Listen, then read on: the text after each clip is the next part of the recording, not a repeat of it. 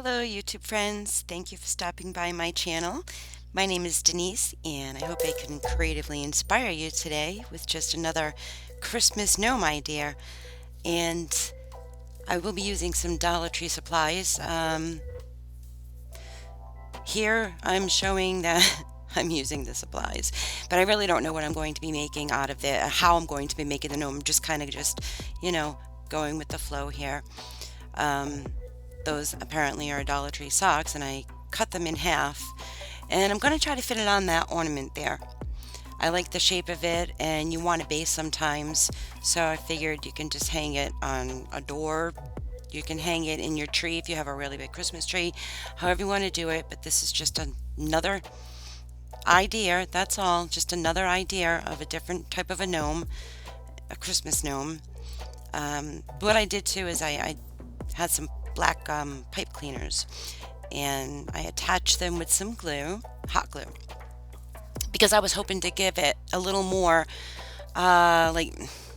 just so it's a little more stable, and maybe so I could bend it a little. And it did work. It helped. It really did. I probably could have used a little more because the sock was a little thick, but in the end it did really turn out good. I really liked it. So I'm still trying to get that to stay. I wanted to make sure it was really secure, so and that it didn't stick to the other side of the fabric. So what I did was I let it stay that way after and let it cool, so it adhered to that. So this is kind of new to me watching this video. I'm kind of watching it along with you. So I'm going to try to see if I can do this voiceover, and if I can explain what I'm about to do without really long pauses, but maybe I can play some music in the background so it's not that bad when I forget what I'm doing. But yeah, I got that yarn from Walmart, and it's actually really awesome. I was like, this is going to be great because I don't want to spend all this money on faux fur for making beards. I'm like, there's got to be a different way. I have a lot of other color yarns, but I just happened to see this one, and I figured this would be perfect for my projects that I want to do. So what I decided to do was, figure out how long I wanted his beard to be, and I doubled it. The length, so I could cut it in the middle, tie it in the middle, and it'll look like more that way. And I just kept adding to it and adding to it. And then this here is my wire brush that's seen better days, and what I did was I said, let me try to brush this out to make it look more like a furry beard, because there just has to be other ways to make a furry looking beard without having to buy faux fur, or hunting down faux fur, or worrying about the way you've got to cut it and all that kind of stuff. So anyhow, this was my option. I chose to do this. I'm going to be making another video that's going to show you a much easier way, because this wasn't so easy. It took a while, and then I realized maybe if I unraveled the yarn that it would come out easier. And any pieces that I brushed off, I put aside, because you can use it as a filler. Waste nothing. You have to use what you have. That's the best way to make crafts. Use what you already have. It's it's your idea. You make it what you want. You make it your own. But this is just my way. I was working with doing the yarn for the beard, and really this is the harder way, but I'm trying to trim some of it as well and stuff. I did fast forward this video, I believe.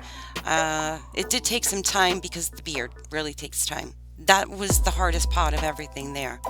Now I'm trying to get the hat to go on, and I think I'm trying to figure out how I wanted to put it on, if I wanted to put the beard on first and then the hat, or vice versa.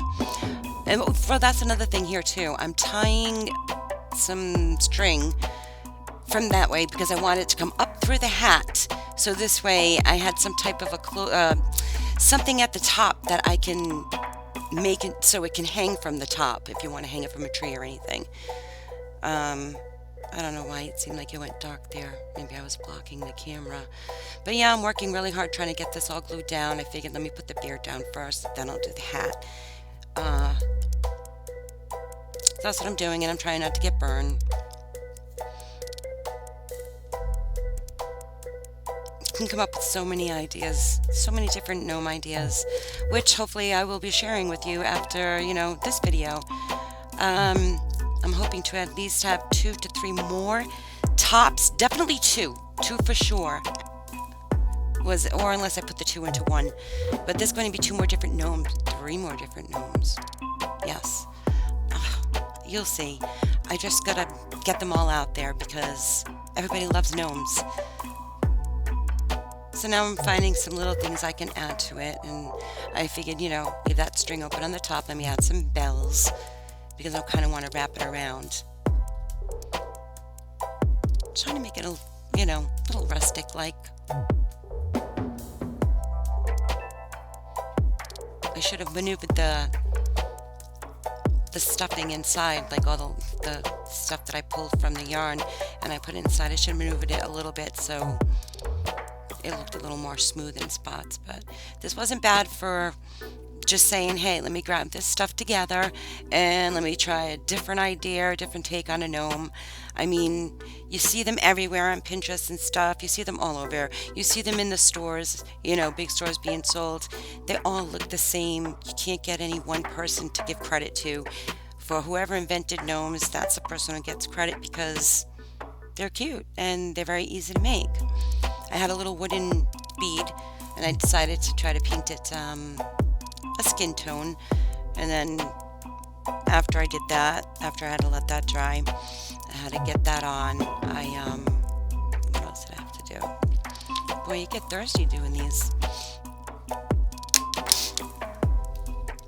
Okay, so I'm trying to get that string on because I'm trying to go up it and make a little wrap going around the top of it to try to shape it better so it would look a little more better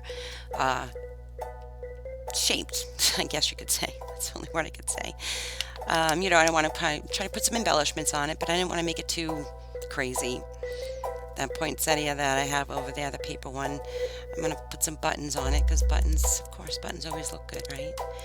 And the poinsettia over there, it was too red, so I messed around with it with some white gesso, try to tone it down, and just adding things to it the best I could. But it was a lot of fun. I really liked it. And my desk is still a mess over there because I'm waiting to make the other ones. It's just not easy trying to do a voiceover when you have a barking dog, which I'm surprised it's not barking yet. But once it's going to get really noisy in a minute, and I'm hoping I can get through this video at least first.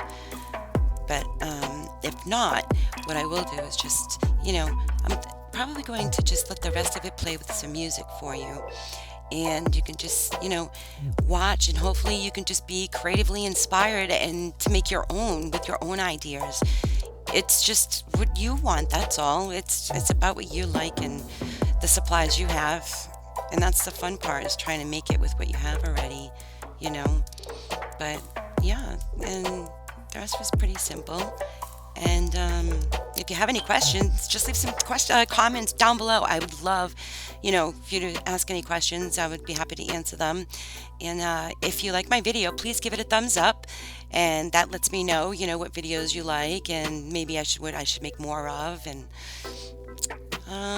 trying to think what else. I guess they have you can subscribe to my channel. It's free. Then this way, you'll always see when I have a new video posted. And yeah, hopefully I'll see you all back here again soon. But for now, I guess I'm just going to let some music play, and I hope you enjoy the rest of my video. And thank you so much for being my YouTube friend, and hope you enjoy the video. I said that already. All right, thank you.